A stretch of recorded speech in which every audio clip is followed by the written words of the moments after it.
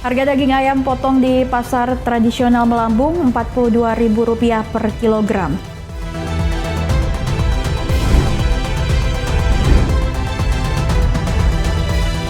Pemerintah siapkan anggaran Rp31 triliun mendukung pengalihan status P3K paruh waktu menjadi pegawai pemerintah pusat.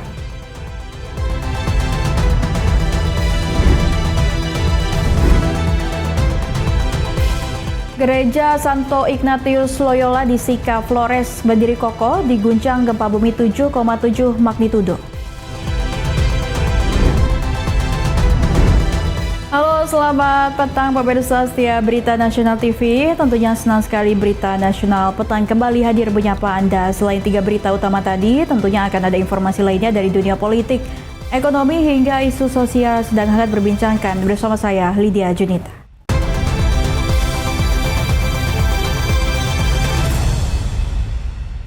Harga daging ayam potong di pasar tradisional Badak di Pandeglang, Banten melambung. Harga kini menembus Rp42.000 per kilogram. Kondisi ini membuat daya beli masyarakat menurun dan omset pedagang ikut tertekan.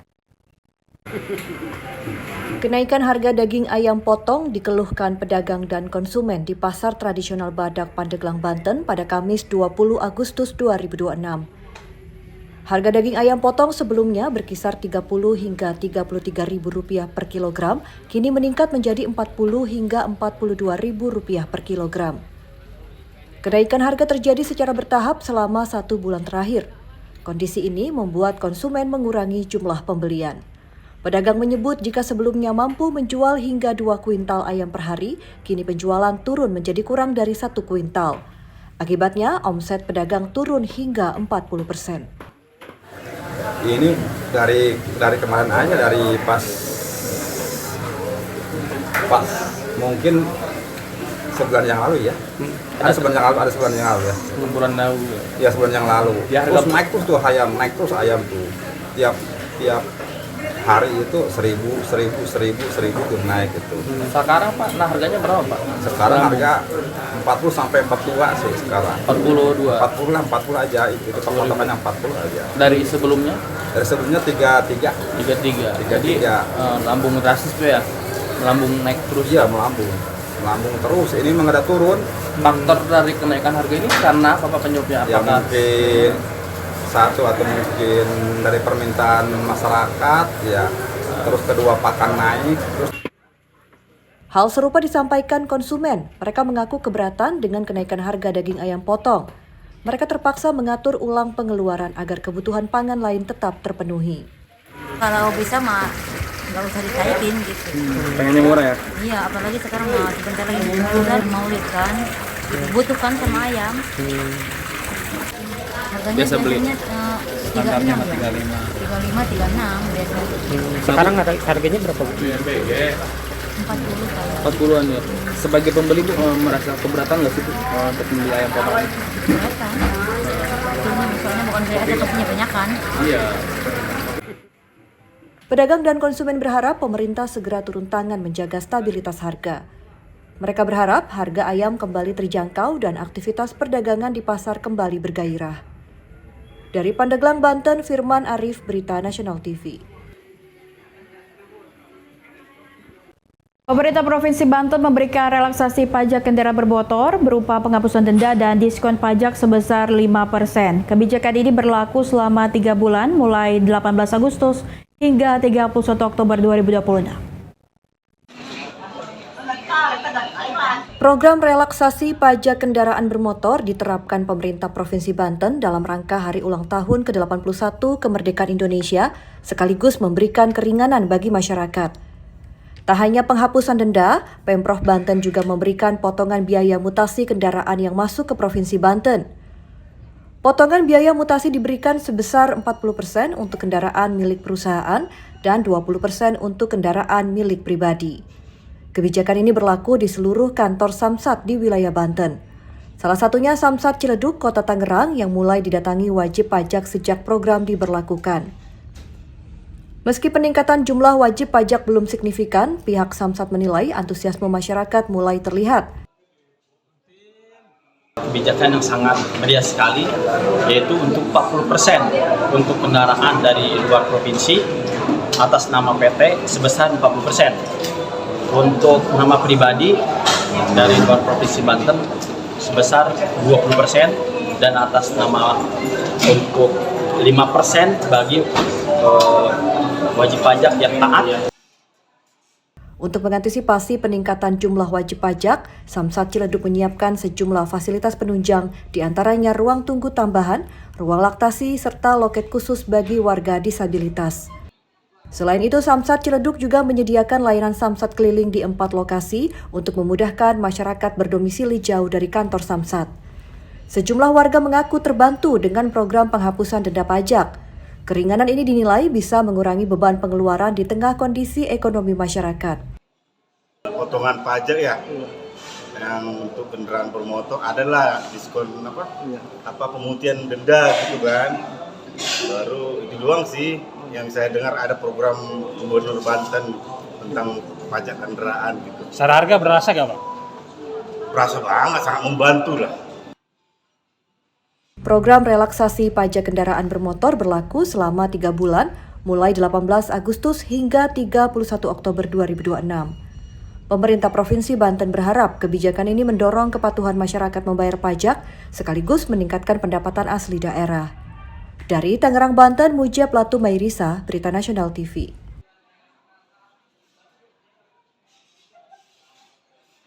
Gereja Santo Ignatius Loyola di Sica Flores berdiri kokoh diguncang gempa bumi 7,7 magnitudo. Gereja berusia 130 tahun ini ternyata juga selamat dari gempa dan tsunami dahsyat Flores pada 1992 lalu.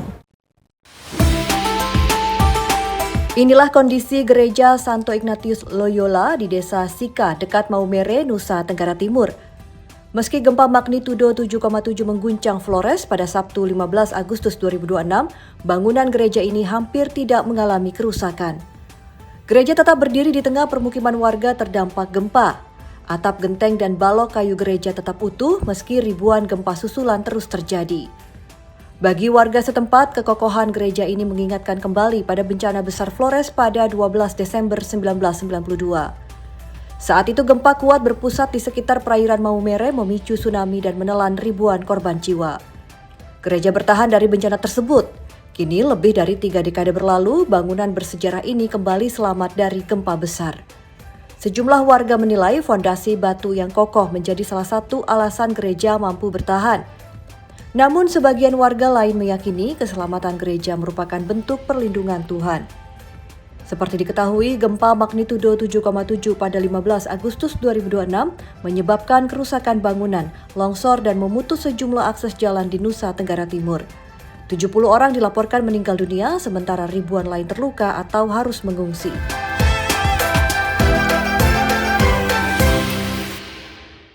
Festival Pacu Jalur kembali digelar di Teluk Kuantan, Riau. Lomba perahu tradisional berlangsung selama berabad-abad ini semakin menarik perhatian dunia berkat aksi penari di ujung perahu viral di media sosial.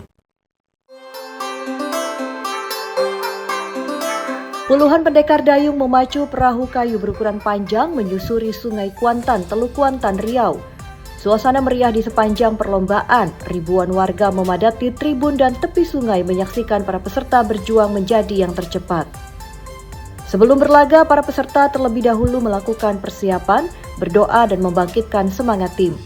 Bukan hanya aksi para pendayung yang menjadi perhatian, penari berdiri di bagian depan perahu justru menjadi bintang baru di media sosial. Gerakan penari yang penuh gaya dikenal dengan istilah aura Verming. Istilah ini merujuk pada aksi yang dinilai mampu memancarkan karisma dan kepercayaan diri secara alami. Viral aksi para penari sejak 2025 membuat Pacu Jalur semakin dikenal di dunia. Pemerintah Indonesia menilai fenomena ini turut memberikan perhatian baru terhadap tradisi lokal. Pacu Jalur telah berlangsung sejak abad ke-17 di Kabupaten Kuantan, Singingi. Awalnya, perahu kayu digunakan untuk mengangkut hasil pertanian. Kini, perahu-perahu berubah menjadi arena perlombaan. Dalam satu perahu, puluhan pendayung berjuang membawa nama baik desa serta merebut kemenangan. Festival Pacu Jalur berlangsung selama 5 hari, mulai 19 hingga 23 Agustus dalam rangkaian perayaan Hari Kemerdekaan Indonesia.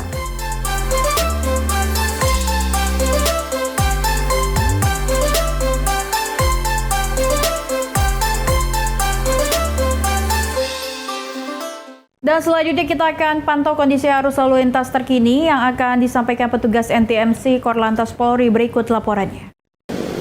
Ya baik, selamat sore pemirsa. Peningkatan volume arus kendaraan saat jam pulang perkantoran terus terjadi di beberapa titik ruas jalan di Ibu Kota Jakarta. Salah satunya tempat saya melaporkan saat ini, tepatnya di Simpang Cililitan, Jakarta Timur, di mana kondisi arus lalu lintas secara umum jika bisa saya gambarkan cukup ramai dari berbagai arahnya, baik untuk kendaraan dari arah Kampung Melayu yang akan menuju ke arah Kramat Jati maupun yang akan berbelok menuju ke arah Rawamangun cukup ramai, terjadi perlambatan kecepatan namun hanya menjelang traffic light, selepasnya kendaraan dapat kembali normal.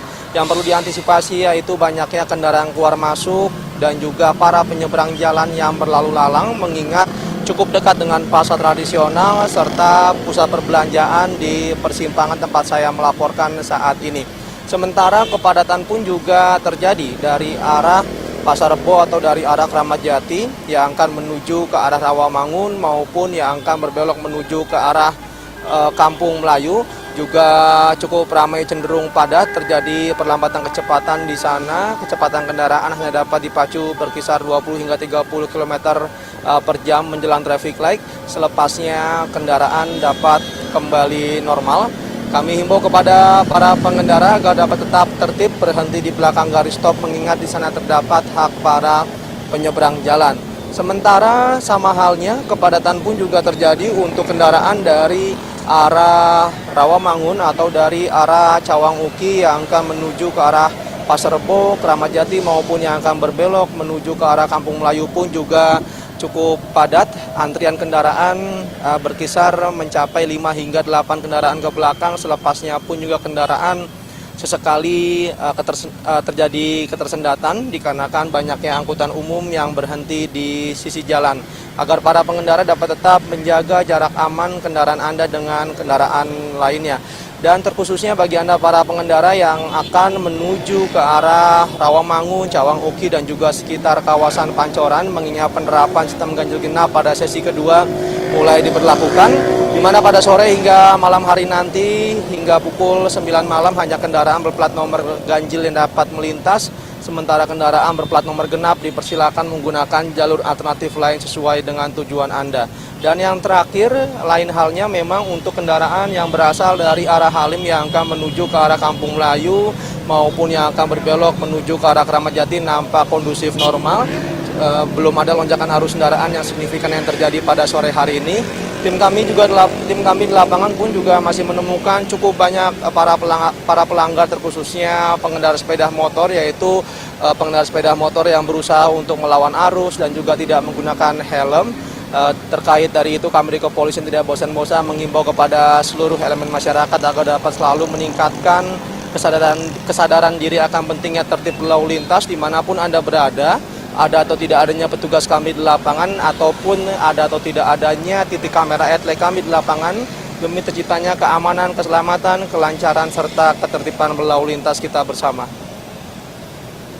Untuk informasi selengkapnya silakan hubungi call center kami di nomor 1550669 serta melalui WhatsApp center kami di nomor 085871500669. Selain itu juga jika Anda mengalami gangguan keamanan ketertiban masyarakat, Anda dapat menghubungi call center Polri di nomor 110 dan pelayanan ini akan siap selalu melayani Anda selama 1x24 jam secara gratis.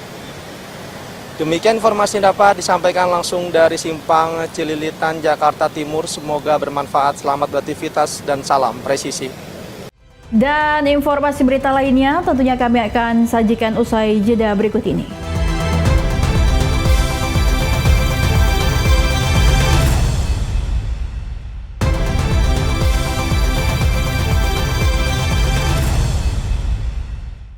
Dan Menteri Koordinator Bidang Perekonomian Airlangga Hartarto bertemu Menteri Federal Kerjasama Ekonomi dan Pembangunan Jerman Rem Alabali Radovan di Jakarta. Pertemuan yang membahas peluang investasi perusahaan Jerman di Indonesia termasuk proyek energi terbarukan. Menteri Koordinator Bidang Perekonomian Airlangga Hartarto menyambut Menteri Federal Kerjasama Ekonomi dan Pembangunan Jerman Rim Alabalir Radovan beserta delegasi bisnis Jerman di kantor Kemenko Perekonomian Jakarta pada Kamis 20 Agustus 2026. Pertemuan bilateral ini digelar memperkuat hubungan ekonomi Indonesia-Jerman. Saat ini, lebih dari 250 perusahaan Jerman berbisnis dan beroperasi di Indonesia dengan nilai investasi kumulatif periode 2021 hingga 2026 mencapai 1,23 miliar dolar Amerika Serikat atau sekitar 22 triliun rupiah. Menurut Airlangga, salah satu peluang investasi dibahas adalah proyek energi terbarukan. Kerjasama juga menyasar rantai pasok semikonduktor, pendidikan vokasi, serta pengembangan teknologi dan industri. Airlangga mendorong percepatan implementasi Just Energy Transition Partnership atau GETP. Jerman menjadi salah satu co-leading international partners group bersama Jepang. Jerman menjadi salah satu co-leading international partners group bersama Jepang. Total komitmen pendanaan GETP mencapai 21,4 miliar dolar Amerika Serikat. Indonesia baru memanfaatkan sekitar 3,93 miliar dolar Amerika Serikat. Pemerintah ingin proyek transisi energi tersebut berjalan lebih cepat. Airlangga menyebut transformasi energi surya menjadi prioritas. Pemerintah menargetkan kapasitas energi surya sekitar 100 gigawatt dalam 2 hingga 3 tahun ke depan. Renewable dan juga tentu bagi Indonesia rantai pasok terkait dengan semikonduktor juga hal yang penting dan ini dibicarakan.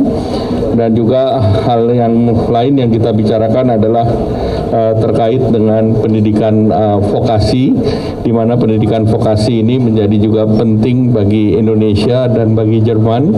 Jerman kuat di vokasi dan Jerman telah menjadi mitra Indonesia dengan lebih dari 250 perusahaan sudah. Indonesia menyambut delegasi ini untuk mendorong beberapa pipeline project di sektor renewable. Rantai pasok mengenai semikonduktor menjadi hal penting. Sementara itu, Rim Alabalir Radovan menyebut Jerman memiliki perusahaan dengan pengalaman dan teknologi yang bisa mendukung pengembangan energi terbarukan di Indonesia. Menurut Rim, kerjasama ini diharapkan menciptakan manfaat bagi Indonesia dan Jerman sekaligus mendukung upaya mengatasi perubahan iklim. Thank you for the warm welcome in Indonesia. I am here representing the German government and accompanied by a big delegation of German businesses, mainly from the energy sector, who are already invested in Indonesia or who are looking forward to invest in Indonesia. And I'm also accompanied by members of the German parliament.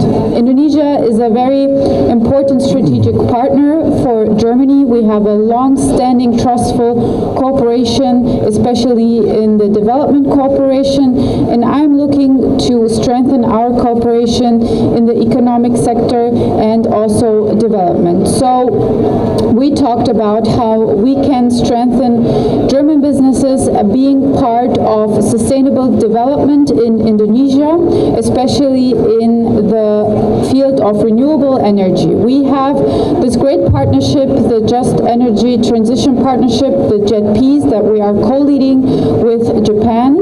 We want to support Indonesia and other countries to pave the way for renewable energies, and we of course want to create a win-win situation for everyone. So we want a win, of course, for the climate, combating climate change, and it's also a win for Indonesian and German companies. Selain investasi dan transisi energi, kedua pihak juga membahas penyelesaian Indonesia-European Union Comprehensive Economic Partnership Agreement atau EU-CEPA. Airlangga berharap perjanjian perdagangan Indonesia dan Uni Eropa bisa ditandatangani tahun ini. Kerjasama Indonesia dan Jerman diarahkan pada penguatan perdagangan, pengembangan sumber daya manusia, semikonduktor, serta percepatan transisi menuju energi bersih. Dari Jakarta, Tim Liputan Berita Nasional TV.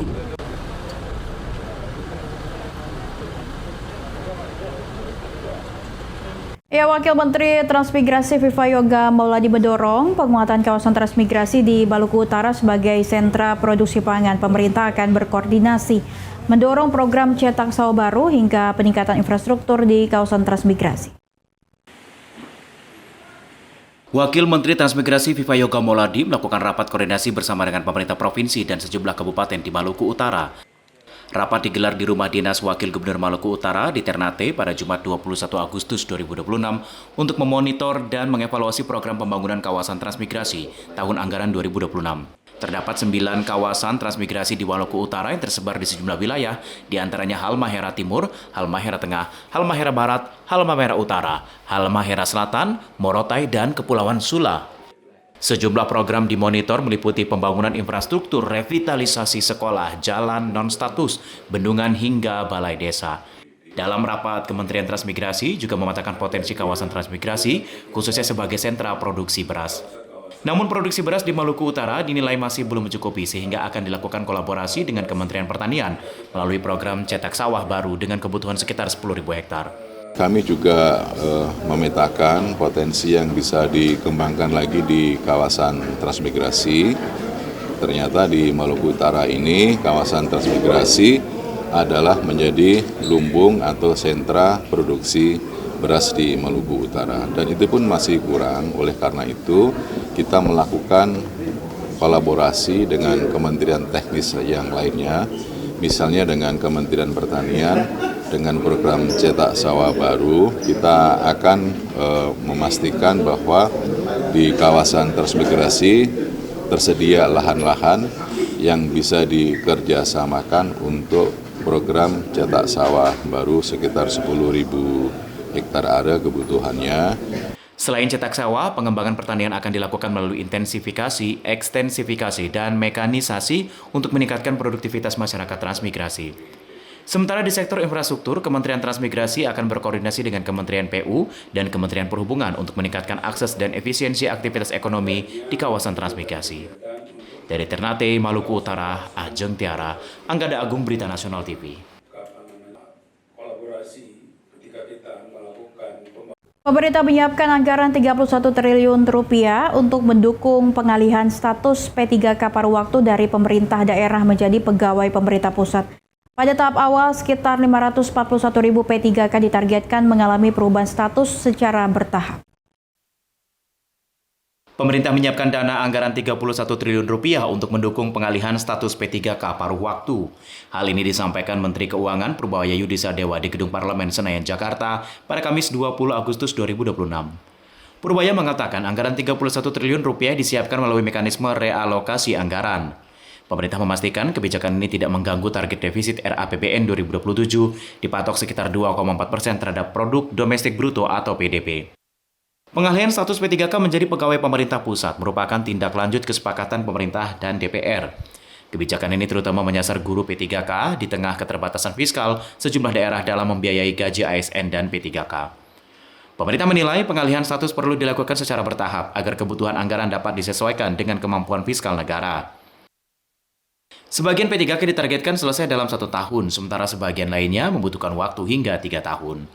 Data pemerintah mencatat terdapat lebih dari 995.000 guru P3K penuh waktu dan lebih dari 231.000 guru P3K paruh waktu. Cuman akan dipastikan nanti yang saya tahu ya, supaya tepat sasaran. Mungkin kita akan coba nanti beberapa bulan ke depan yang desio 10 kita batasin dulu. Itu aja. Ya. Nanti ada pengamat, nanti kita masih hitung. Kira-kira ya 1/10-nya kalau nggak saya salah. Hampir flat kok. Kalau INA versus kimia. Kalau INA versus kimia, Pak. Purbaya menyebut sekitar 541.000 P3K akan menjadi bagian dari proses pengalihan status tersebut. Pelaksanaannya dilakukan bertahap dengan sebagian ditargetkan selesai dalam 1 tahun dan lainnya hingga 3 tahun. Pemerintah berharap kebijakan ini memberikan kepastian bagi para guru dan pekerja P3K terkait status serta pembiayaan ke depan. Dari Jakarta, Natasha Alko, Fahem, Berita Nasional TV. Guru P3K akan dialihkan menjadi pegawai pemerintah pusat. Wakil Ketua Komisi 2 DPR RI Batra Banong menikai kebijakan ini menjadi kabar baik bagi para guru P3K yang selama ini mengadukan masalah status dan kepastian kerja kepada DPR. Juru bicara Partai Gerindra yang juga Wakil Ketua Komisi 2 DPR RI, Batra Banong, menilai guru P3K perlu mengapresiasi kebijakan pemerintah pusat mengenai pengalihan status kepegawaian. Batra menyebut kebijakan ini merupakan bentuk akomodasi pemerintah terhadap aspirasi para guru P3K. Dengan status sebagai pegawai pemerintah pusat, pembiayaan gaji guru P3K akan ditanggung melalui APBN. Batra menilai kebijakan ini sekaligus menjawab kekhawatiran para guru P3K mengenai isu akan dirumahkan. Hal ini disampaikan Batra Banong di Gedung Senayan, Jakarta pada Rabu 19 Agustus 2026. Sebelumnya pemerintah dan DPR menyepakati pengalihan status kepegawaian guru P3K menjadi pegawai pemerintah pusat. Pemerintah juga memberikan kesempatan bagi guru P3K untuk meningkatkan status kepegawaian sesuai dengan tahapan yang telah disepakati. Ya, kami juga di Komisi 2 sudah sering rapat dengan Kementerian Dalam Negeri, kemudian Kementerian Pan-RB dan pimpinan DPR juga sudah sering ya berkoordinasi dengan pemerintah dan kemarin sudah mengumumkan keputusan bahwa P3K paruh waktu kemudian diberi untuk menjadi P3K penuh waktu, terus kemudian guru-guru kita P3K, terutama guru-guru kita akan ditanggung oleh APBN dan akan menjadi di ASN juga berpeluang mereka P3K ini yang penuh waktu ini berpeluang mereka jadi ASN. Jadi saya pikir itu sesuatu yang bagus dan ini semua menjadi harapan mungkin P3K yang selama ini ada isu-isu bahwa P3K akan dirumahkan dan itu terbantah dengan sendirinya. Kementerian Dalam Negeri menyebut kepala daerah juga mendapat kepastian mengenai dukungan kapasitas fiskal untuk pembiayaan pegawai. Kemendagri akan mengawal proses pengalihan status tersebut termasuk melakukan sosialisasi kepada pemerintah daerah. Ade Chandra, Berita Nasional TV. Ya, menyoroti kondisi geografis Indonesia yang rawan bencana, DPR mengusulkan pemerintah membentuk lembaga khusus penanganan bencana dengan kewenangan lebih kuat atau bersifat superbody. Usulan ini muncul di tengah penanganan gempa di Nusa Tenggara Timur. Usulan pembentukan lembaga khusus penanganan bencana disampaikan Wakil Ketua Komisi 5 DPR RI Saifullah Huda di Gedung Parlemen Senayan, Jakarta pada Kamis 20 Agustus 2026. Saiful menilai penanganan bencana membutuhkan sistem komando yang jelas, cepat, dan terintegrasi dalam satu pintu. Menurutnya mekanisme penanganan bencana saat ini masih bergantung pada penunjukan kementerian atau satuan tugas tertentu ketika bencana terjadi. Kondisi ini dinilai dapat memperlambat koordinasi termasuk dalam pengambilan keputusan saat kondisi darurat. Lembaga diusulkan akan memiliki tugas khusus menangani bencana mulai dari masa tanggap darurat hingga pemulihan pasca bencana. Lembaga tersebut juga diharapkan memiliki kewenangan menghimpun dana, menyiapkan anggaran kedaruratan sehingga dana bisa segera digunakan saat bencana terjadi. Ada yang runtuh, ada yang roboh, dalam waktu dekat akan ditangani. Khusus untuk akses jalan, untuk memudahkan mobilisasi barang dan orang menuju ke pengungsian sudah dikerjakan oleh teman-teman PU. Karena itu Pak Menteri baru bisa hadir pada raker kali ini karena baru pulang dari NTT kemarin. Jadi pada isu pelayanan dasar, pelayanan publik relatif sudah pulih. Nah, tinggal saya kira ini perbaikan yang sifatnya memang butuh waktu, terutama rumah-rumah yang roboh butuh waktu untuk dilakukan perbaikan. Kementerian PKP. Meski demikian, Saiful menegaskan gagasan tersebut masih dalam tahap kajian. DPR masih perlu membuka ruang untuk menilai apakah model kelembagaan tunggal menjadi pilihan terbaik dalam penanganan bencana. Di sisi lain, Saiful meminta keterbatasan anggaran daerah, termasuk di Nusa Tenggara Timur, tidak menjadi hambatan dalam penanganan bencana. Dari Jakarta, Natasha Alko, Fahim, Berita Nasional TV. Saya mungkin nggak berani ngomong, takut salah. Jadi saya nunggu update data official yang rencananya hari ini akan disampaikan oleh teman-teman mitra Komisi 5. Momen kebersamaan Presiden Prabowo Subianto bersama Presiden ke-7 Indonesia Joko Widodo dan Wakil Presiden Gibran Rakabuming Raka saat upacara HUT ke-81 kemerdekaan Indonesia di Istana Negara mendapat tanggapan dari Partai Gerindra. Gerindra menilai momen Prabowo duduk bersama Jokowi dan Gibran merupakan hal wajar dan menunjukkan suasana kebersamaan yang cukup baik. Momen Presiden Republik Indonesia Prabowo Subianto duduk berdampingan dengan Presiden ke-7 kemerdekaan Indonesia Joko Widodo dan Wakil Presiden Gibran Rakabuming Raka terjadi saat upacara hari ulang tahun ke-81 kemerdekaan Republik Indonesia di Istana Negara Jakarta pada Senin 17 Agustus 2026. Juru bicara Partai Gerindra Bahtera Bandung menilai posisi duduk ketiga tokoh tersebut merupakan hal yang wajar dalam sebuah acara kenegaraan. Menurut Bahtera, Istana Negara secara rutin mengundang para mantan presiden dan wakil presiden dalam setiap pelaksanaan upacara hari ulang tahun kemerdekaan Republik Indonesia. Karena itu Jokowi merupakan mantan presiden dinilai wajar apabila duduk sejajar dengan Presiden Republik Indonesia Prabowo Subianto dan Wakil Presiden Gibran Rakabuming Raka. Gerindra juga memaknai momen tersebut sebagai gambaran suasana kebersamaan yang baik di antara para pemimpin bangsa. Presiden Prabowo dan Pak Prabowo juga selaku Ketua Umum Partai Gerindra, jadi kalau diinisiasi oleh Gerindra kan sesuatu yang wajar, dan saya pikir kan memang partai koalisi pemerintah kan harus sering ngumpul bersama dalam rangka untuk terus mendukung program-program strategis pemerintahan Presiden Prabowo. Ade Chandra, Berita Nasional TV. Dan informasi berita lainnya tentunya kami akan sajikan usai jeda berikut ini.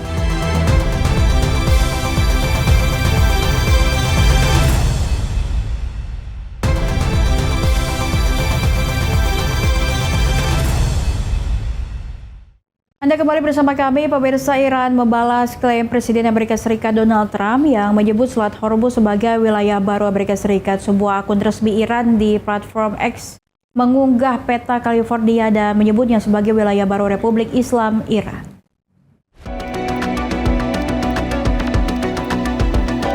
Akun Iran in Hyderabad di platform X pada Selasa 18 Agustus 2026 mengunggah peta Amerika Serikat dengan wilayah California diberi warna biru. Unggahan tersebut diberi keterangan wilayah baru Republik Islam Iran. Aksi ini dinilai sebagai sindiran terhadap Presiden Amerika Serikat Donald Trump yang sebelumnya mengunggah peta Selat Hormuz dan menyebut jalur strategis tersebut sebagai wilayah baru Amerika Serikat. Meski demikian, unggahan Iran tidak disertai pernyataan resmi mengenai rencana mencaplok California. California dipilih dalam unggahan tersebut karena menjadi salah satu pusat diaspora Iran terbesar di luar negeri. Sekitar 141.000 warga keturunan Iran diperkirakan tinggal di Los Angeles County. Sebelumnya pada Jumat 14 Agustus 2026, Trump mengutarakan gagasan menjadikan Selat Hormuz sebagai wilayah Amerika Serikat. Trump bahkan mengklaim Amerika Serikat telah mengendalikan selat tersebut melalui blokade. Iran menolak keras klaim tersebut. Wakil Menteri Luar Negeri Iran, Kazem Garibabadi menyebut pernyataan Trump sebagai delusi dan menegaskan Selat Hormuz merupakan bagian kedaulatan Iran. Selat Hormuz merupakan jalur strategis bagi perdagangan energi dunia. Sekitar 20% minyak dunia melintasi selat yang terletak di antara Iran dan Oman.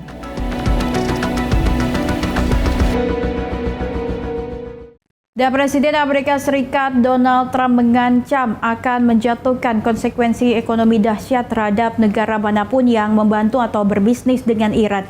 Ancaman ini muncul setelah gencatan senjata 60 hari antara Amerika Serikat AS dan Iran berakhir pada Senin 17 Agustus 2026 tanpa terobosan diplomatik. Presiden Amerika Serikat Donald Trump menyampaikan ancaman terbaru melalui platform Truth Social. Trump memperingatkan negara yang memberikan jalur kehidupan apapun kepada Iran akan menghadapi konsekuensi ekonomi yang dahsyat. Trump tidak merinci bentuk hukuman yang akan dijatuhkan. Namun, ia menuntut sejumlah aktivitas segera dihentikan, termasuk penyelundupan minyak, transfer uang tunai, pertukaran mata uang, registrasi kapal, hingga penggunaan perusahaan cangkang. Ancaman ini dinilai memperluas tekanan ekonomi Amerika Serikat terhadap Iran melalui Operation Economic Fury yang menyasar bank asing dan perusahaan yang berbisnis dengan Teheran. Menteri Keuangan Amerika Serikat Scott Bessent sebelumnya menyatakan Washington akan memberlakukan isolasi ekonomi terhadap Iran dalam skala yang belum pernah terjadi. Di tengah tekanan, Uni Emirat Arab mengumumkan embargo total terhadap perdagangan dan transaksi dengan Iran. Tekanan sanksi sebelumnya pernah membuat Iran terjerumus dalam krisis ekonomi, namun Teheran kemudian beradaptasi dengan mengembangkan jaringan penyelundupan minyak dan membuka pasar-pasar baru. Presiden Amerika Serikat Donald Trump mengklaim pemimpin Korea Utara Kim Jong-un lebih menyukainya dibandingkan Presiden Amerika Serikat sebelumnya. Pernyataan ini disampaikan setelah Trump memutuskan mengurangi skala latihan militer bersama Korea Selatan.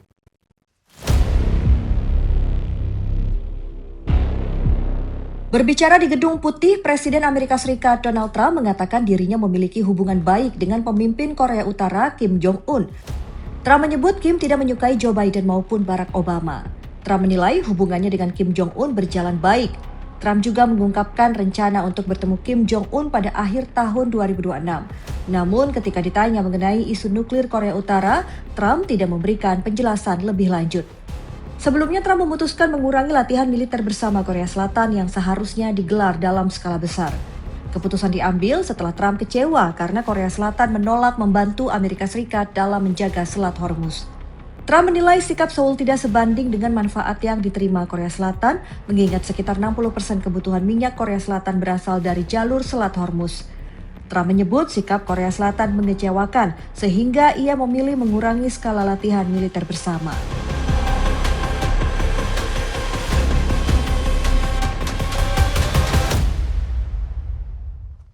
Dan informasi berita lainnya tentunya kami akan sajikan usai pesan-pesan berikut ini.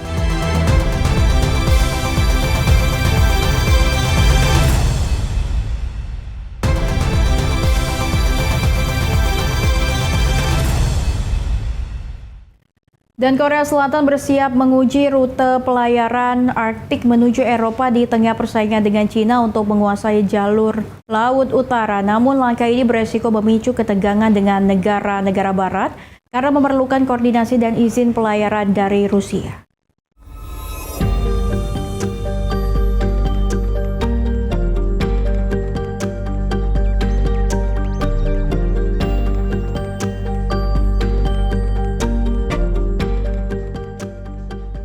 Kapal kontainer Panstar Akro dijadwalkan berangkat dari Busan pada Sabtu 22 Agustus 2026 untuk menjalani pelayaran uji coba menuju Eropa melalui North Sea Route atau jalur Laut Utara. Kapal ini dimodifikasi untuk berlayar di wilayah kutub. Kapal diawaki 20 orang terdiri dari warga Korea Selatan dan Indonesia. Dalam perjalanan diperkirakan memakan waktu 40 hingga 45 hari. Panstar Akro akan singgah di Felixstowe, Inggris, Rotterdam, Belanda, dan Gdansk, Polandia. Panstar menargetkan pengangkutan setidaknya 1.320 food equivalent unit atau T-cargo, termasuk suku cadang mobil, makanan, kosmetik, serta muatan dari Cina dan Jepang. Korea Selatan menilai rute Arktik dapat memangkas waktu tempuh hingga 35% dibandingkan rute tradisional melalui terusan Suez sekaligus menghemat bahan bakar. Namun pelayaran ini menghadapi risiko diplomatik karena kapal memerlukan koordinasi dengan Rusia. Negara-negara barat memperlakukan tekanan terhadap Moskow terkait perang Ukraina. Langkah Korea Selatan didorong persaingan dengan Cina yang lebih dulu mengembangkan aktivitas di jalur Laut Utara. Seoul menargetkan layanan komersial terjadwal melalui rute Arktik pada 2030. Namun, para ahli menilai rute ini belum layak digunakan sepanjang tahun karena biaya asuransi tinggi, keterbatasan ukuran kapal, dan kondisi es yang ekstrim.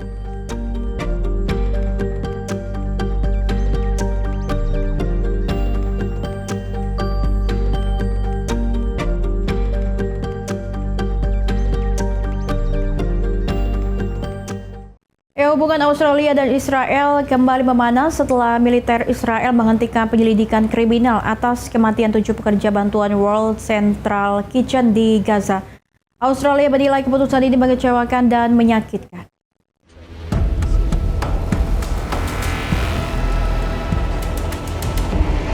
Menteri Luar Negeri Australia Penny Wong pada Kamis 20 Agustus 2026 menyebut hubungan Canberra dengan Israel saat ini begitu sulit.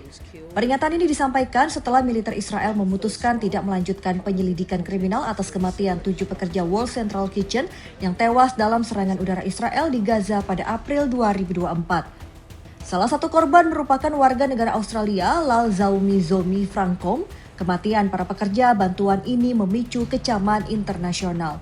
Wong kemudian memanggil Duta Besar Israel untuk Australia Hillel Newman dan menyampaikan keberatan keras pemerintah Canberra. Australia juga menyatakan tidak memiliki kepercayaan terhadap proses penyelidikan yang dilakukan Israel, serta berjanji terus menekan Israel untuk menegakkan keadilan. Sementara itu, Newman menyampaikan duka cita kepada keluarga para korban. Namun ia menegaskan Israel tidak berniat menyerang atau melukai para pekerja bantuan. Pendiri World Central Kitchen Jose Andres menilai keputusan Israel salah dan menyakitkan. Ia menuntut pembentukan komisi independen untuk menyelidiki kematian para pekerja bantuan tersebut. Sebelumnya, Perdana Menteri Israel Benjamin Netanyahu menyebut kematian para sukarelawan terjadi secara tidak sengaja dalam operasi militer.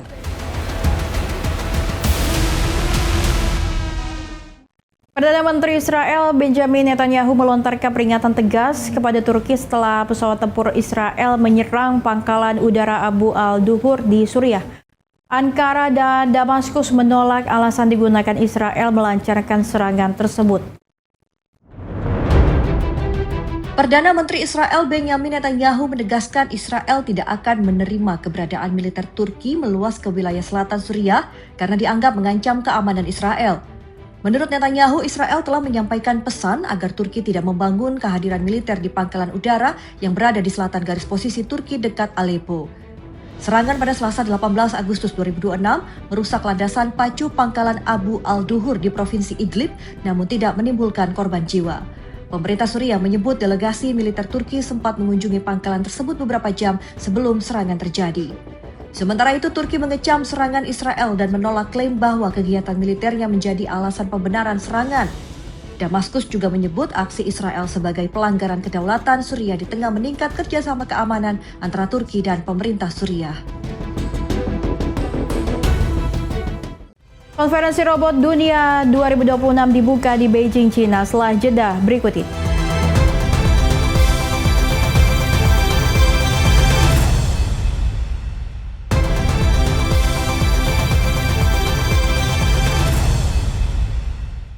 Konferensi Robot Dunia 2026 dibuka di Beijing, China. Ajang ini menampilkan ratusan robot humanoid mampu melakukan beragam aktivitas, dari bermain sepak bola hingga membantu pekerjaan di dunia nyata. Pengunjung disuguhi beragam atraksi teknologi canggih, mulai dari robot bermain sepak bola bersama pengunjung, menari dalam kelompok, hingga bertarung dengan gerakan kungfu. Anak-anak berinteraksi dengan robot humanoid.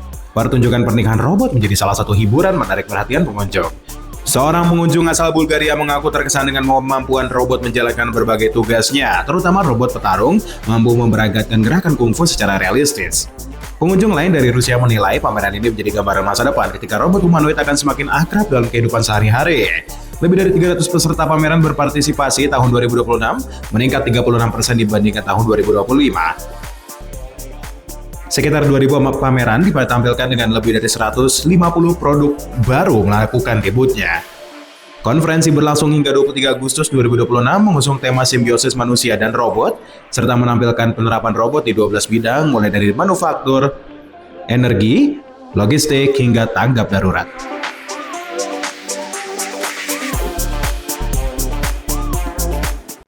Sebuah barista robot di Beijing, China berhasil mencatatkan rekor dunia Guinness setelah menyajikan 202 cangkir kopi dalam 1 jam. Kafe tanpa pegawai ini beroperasi penuh dengan sistem otomatis selama 24 jam. Antrean pelanggan memadati kafe, mencoba layanan barista robot menyiapkan dan mengantarkan minuman tanpa bantuan pegawai manusia. Pengunjung memesan dan menyesuaikan minuman melalui sistem swalayan, sementara robot mengisi. Pihak pengelola menyebut kafe ini menjadi gerai pertama 7 fresh coffee di dunia beroperasi 24 jam sehari dan 7 hari seminggu tanpa staf. Selain mampu bekerja tanpa henti, sistem digital juga memastikan kualitas setiap cangkir kopi tetap konsisten sepanjang waktu. Pengelola menilai teknologi ini berpeluang digunakan lebih luas di industri minuman, termasuk membersihkan meja dan membantu proses penyeduhan kopi manual. Rekor dunia ini dikonfirmasi juri Guinness pada 16 Agustus 2026 dengan capaian 202 cangkir dalam 1 jam, melampaui batas minimal 130 cangkir.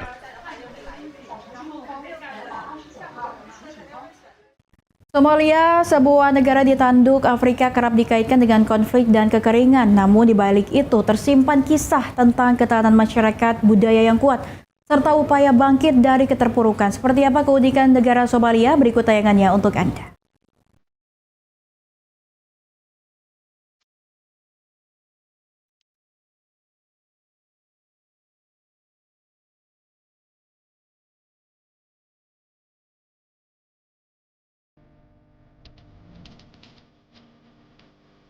Selamat datang di Somalia. Somalia merupakan negara dengan populasi lebih dari 20 juta jiwa yang mayoritas berasal dari etnis Somali dan memeluk agama Islam.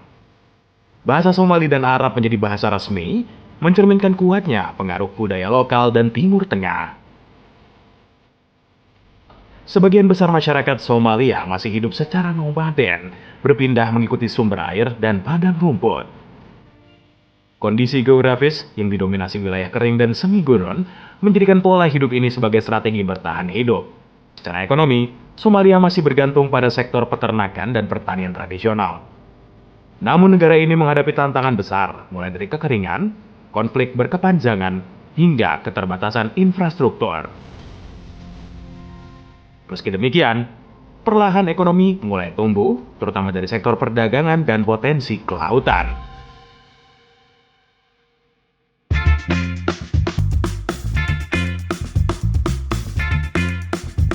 Mogadishu. Ibu kota Mogadishu menjadi pusat pemerintahan dan ekonomi Somalia. Terletak di pesisir Samudra Hindia, Mogadishu telah menjadi jalur perdagangan penting sejak berabad-abad lalu. Kini, kota ini mulai menunjukkan tanda pemulihan, dengan pembangunan dan aktivitas ekonomi yang kembali bergerak. Sementara itu, di bagian timur laut, terdapat wilayah Puntland. Wilayah ini memiliki pemerintahan otonom sendiri sejak tahun 1998. Puntland dikenal relatif lebih stabil, dengan aktivitas pelabuhan yang menjadi tulang punggung ekonomi regional.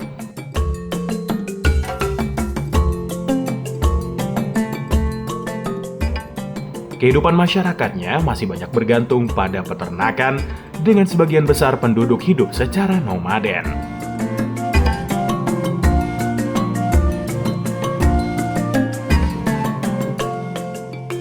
Di luar wilayah perkotaan, hamparan gurun Somalia mendominasi lanskap negara ini. Kondisi iklim yang panas dan curah hujan rendah membuat wilayah ini rentan terhadap kekeringan. Namun, justru dari lingkungan ekstrim inilah terbentuk karakter masyarakat Somalia yang tangguh dan adaptif.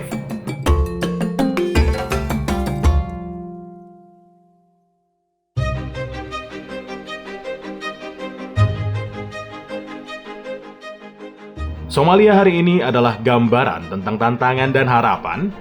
Di tengah keterbatasan, masyarakat terus bertahan dan beradaptasi. Sebuah perjalanan panjang menuju stabilitas yang masih terus berlangsung. Somalia bukan hanya tentang konflik dan kekeringan. Lebih dari itu, Somalia adalah kisah tentang ketahanan, budaya, dan harapan akan masa depan yang lebih baik.